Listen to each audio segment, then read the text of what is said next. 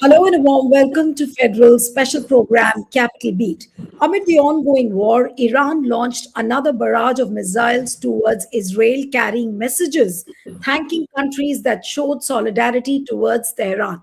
The message read, "Thank you to people of India," and similar notes were also addressed to people in Spain, Pakistan, and Germany, according to the visuals shared on the social media. Now, the video footage showed personnel from Iran's aerospace force writing these messages on the missiles before launch.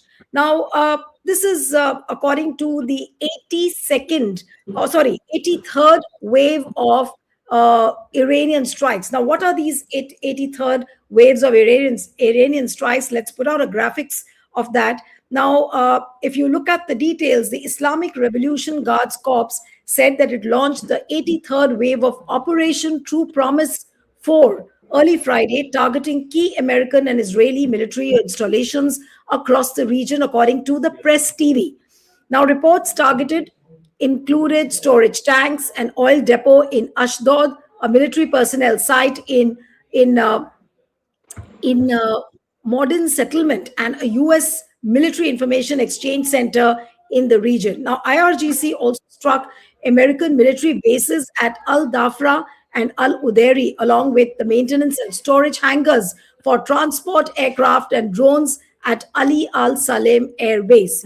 Now, I want to put out the tweet, which is written by the consulate in Mumbai. And Bharani, if you're there backstage, and if you could play out that tweet for all of us, what they have written. Uh, can we have that tweet, please?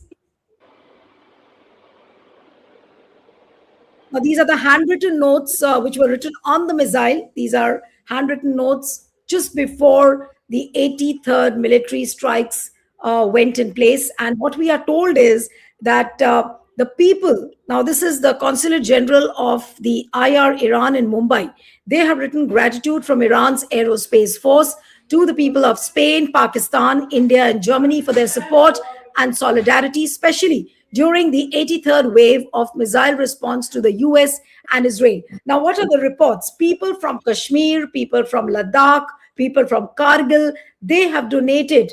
And the donations, the scale and the diversity of the donation has been huge. People have donated silver, gold, cash, livestock, and also vehicles. And this is for what the people of Iran, the Iran has thanked the people of India. So the question we are asking, that this thank you note of Iran is clearly directed at the people of India.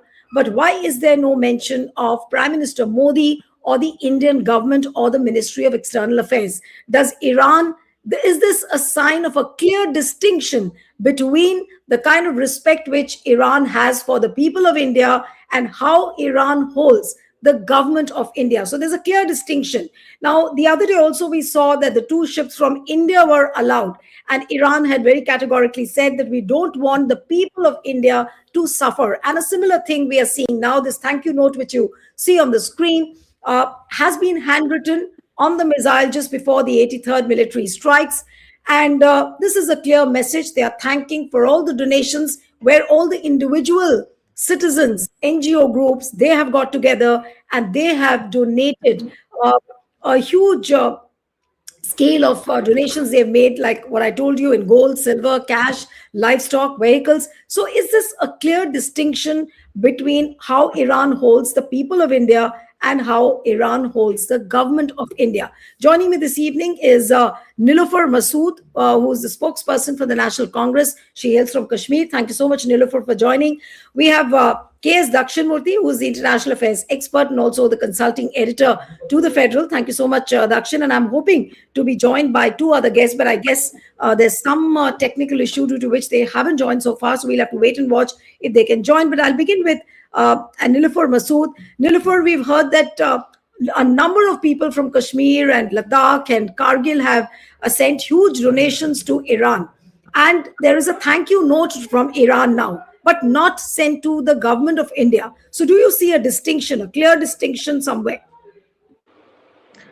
Thank you, Nilu, for having me today here, and good evening to other panelists who are present over here.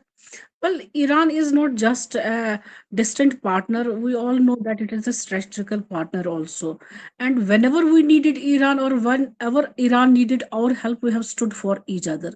There is no doubt about it that India has to display globally patience also, and to look into the affairs of our country, to look into the protection of all the affairs which it is having with the other countries also. So strategically, India has stood for Iran. There is no question about it. It has sent the humanitarian aid to the Iran, but it has at the same time focused on protecting its own interests also. Like we have interest in oil, then we have citizens, or so many people are working in other countries also, which includes Central Asia, which includes other areas of the where this war is being held. And at the same time, we also have to look into the affairs of our trade also.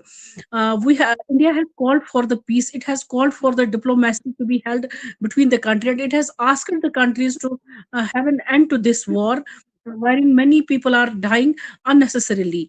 So that is one aspect of this strategy which is being adopted by the India. But at the same time, it has allowed people to come to take the front and make the collections in the name of the Iran, and it is facilitating the people. Whatever aid is being collected by the people of not only Jammu Kashmir, I'll name here, but rest of the states who are collecting money, who are collecting ornaments. It is being facilitated by India only, so that the aid could reach to that country. So we cannot say that people of India does not include the government itself.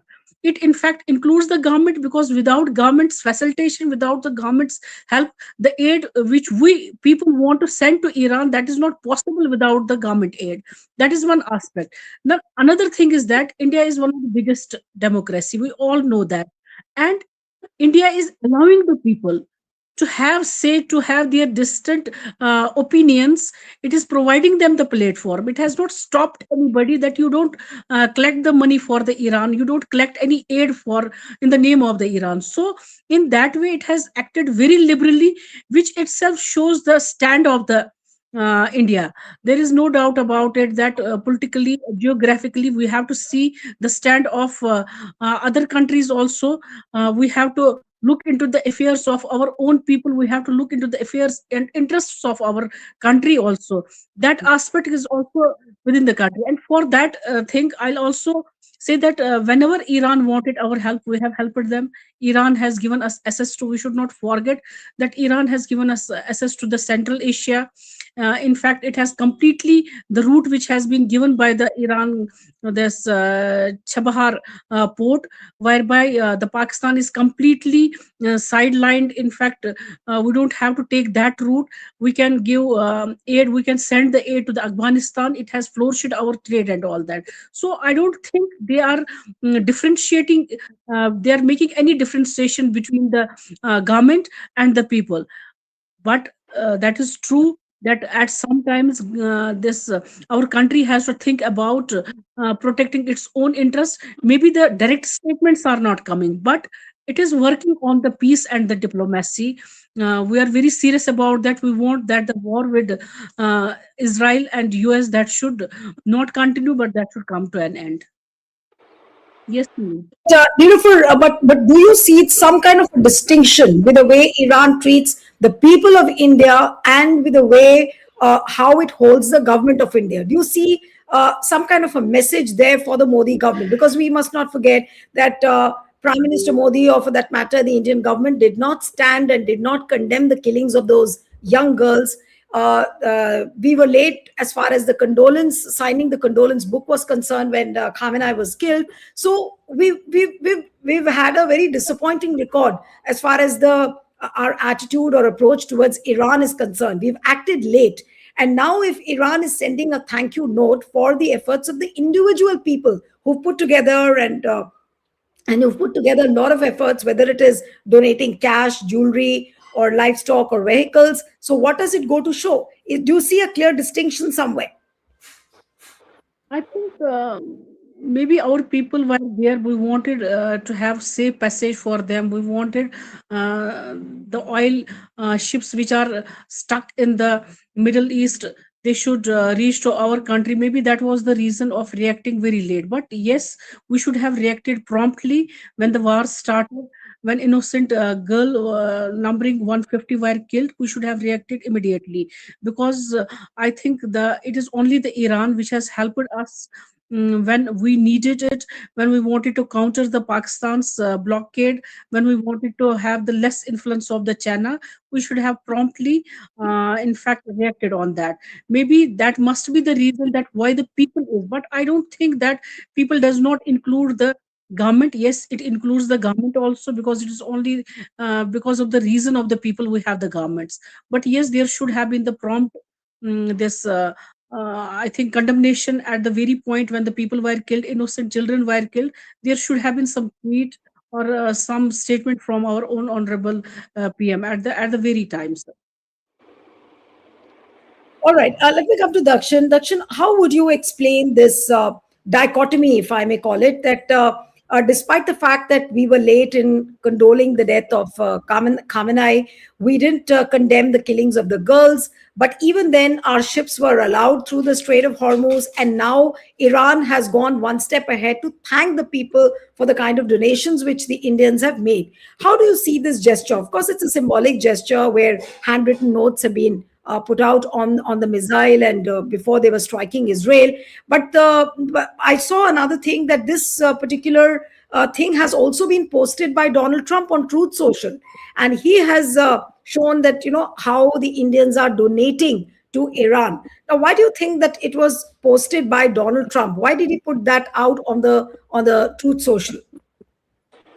See, if you take India-Iran relationship, okay, not just now, even earlier, the Indian government has come under a lot of pressure from the West, especially from the United States, not to have a close relationship with Iran. They have arm twisted India into reducing purchasing of oil, for instance, etc. And then, unfortunately, just before this war started on February 28th, Prime Minister Narendra Modi went to Israel. Then he made that statement supporting Israel and all that. So the optics was really bad. And then you had the U.S.-Israel attack on Iran, and then Khamenei was assassinated. Yes, you're right. There was a delay in India's condolence, and then eventually no minister condoled it, including the Prime Minister. And then so, and also the condemnation of the school that was attacked in the initial, Yes. the first day of the attack by the US. So yes, you are right. But when you say when Iran thanks the people of India, please remember that it is a nuanced relationship. See, as far as India is concerned, India needs to, India is not in a position to withstand the pressure which the US exerts on it, which we have seen time and again, not just now, but for the last several years, in fact. So, but at the same time, India cannot afford to antagonize Iran, nor can it afford to disengage itself with Iran. So, what the Indian government does as far as its foreign policy is concerned is it goes on a low key.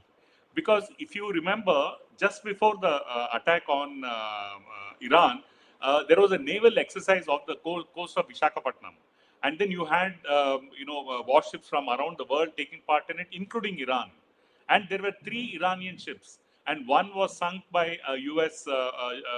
Destroyer. So one ship was sunk, but what India did was India and Sri Lanka together protected the other 2 ships. Not only that, Sri Yeah, Lanka. Nachal, I'll just interrupt you for very briefly, because I just wanted to show you this tweet which Donald Trump has posted on Truth Social, and this is what exactly he's written: that Iranian missiles carried thank you Yeah, notes to I'll come to that. Germany's. Yeah. Yes. Yeah, I'll come to that. So what it basically showed. So when the Iranian ship was attacked and it sunk, and the Israel, both the Sri Lanka and India cooperated, and they actually helped the Iranian sailors.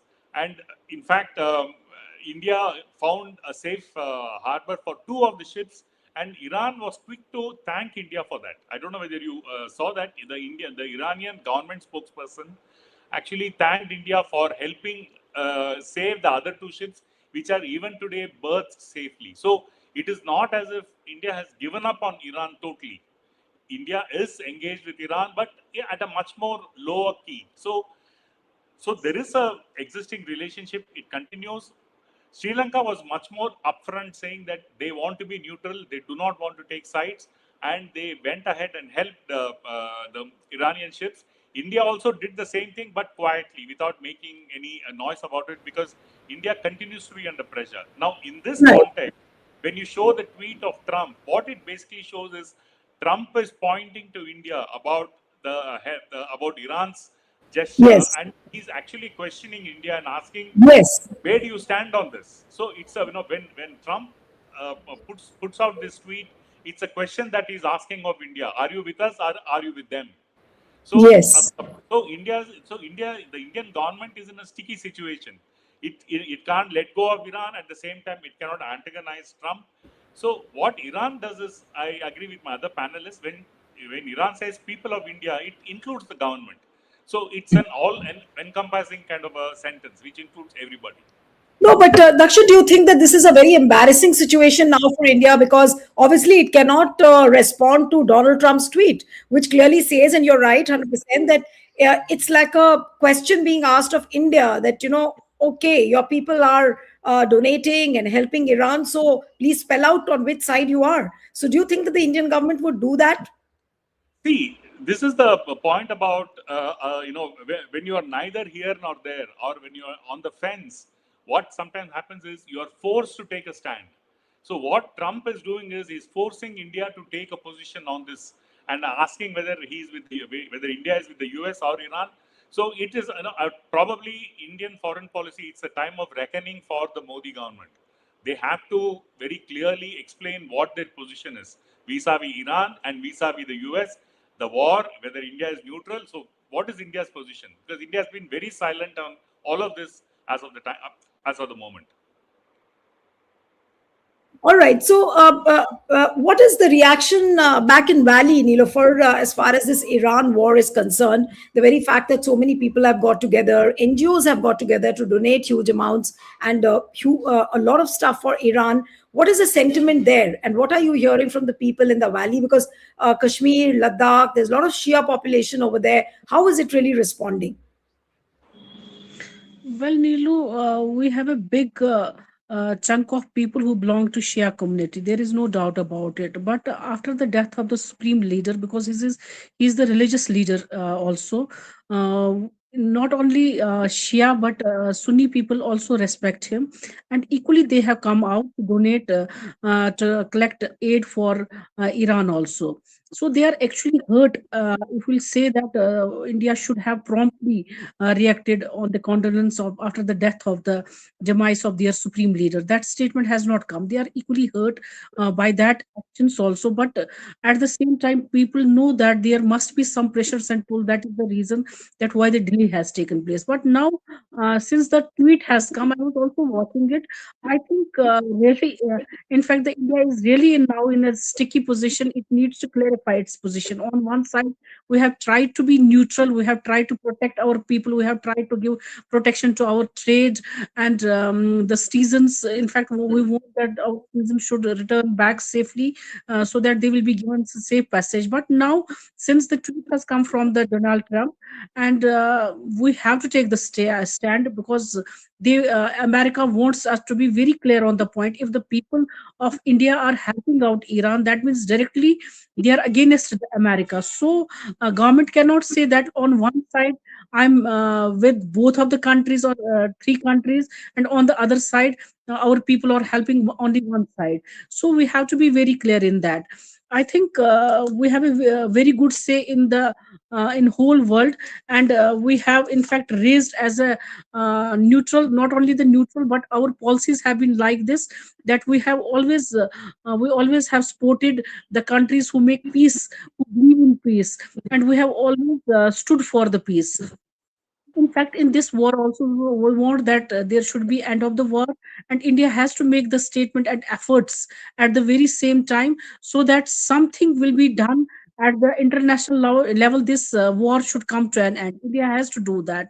We cannot just take the sides and remain silent. And you know that democracy without dissent, it is not a democracy. It is a silence imposed. In fact, the silence imposed, we have to come before the people, and we have to clear our stand. That is very important, because Right. people are also watching us. We believe that we are growing as a global leaders, and when we say that we are growing as a global leader, we should not just wait under the pressure. We should not get scummed by the pressure which is being off and on. We are seeing the pressure of the America also, because last time, you know, that we were forced to not to purchase the oil from the Russia, and we never stood for that. Why should we agree to the decisions of the other country? We have our own country. Our decisions should be very clear. So this is the time to take the stand, I think. And Right. people But want it. People, yes, but Dakshin, one very important question that Iran has allowed our ships to sail through the Strait of Hormuz. Then, okay, Kalol Bhattacharya, Foreign Affairs Editor of The Hindu, also has joined. Thank you so much, Kalol. I'll come to you in a bit, but let me just ask one question to Dakshin, and then I'll come to you. That yeah, do you think that as far as reaching out to Iran is concerned, India is falling short somewhere? I mean, no matter how many symbolic gestures are made, but somewhere India seems to be running short of whatever it might do according to the strength it is putting in. Do you think that India is really falling short somewhere as far as its Um, efforts reaching out to Iran are concerned? Okay, so Neelu, what is happening is, if you look at the outcome, when I say outcome, what I mean is the response of Iran to India's concerns.